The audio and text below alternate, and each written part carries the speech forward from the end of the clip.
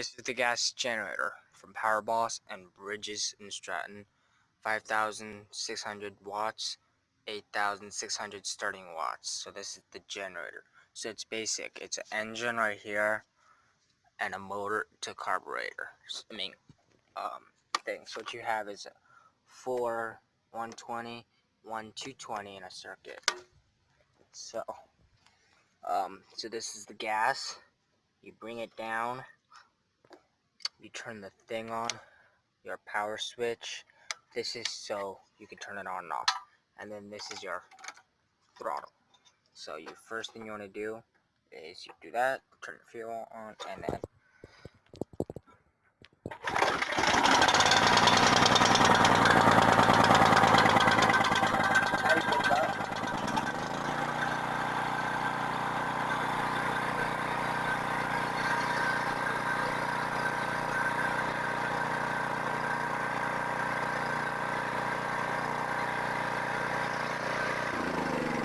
this is what you do. You turn it off once you're done.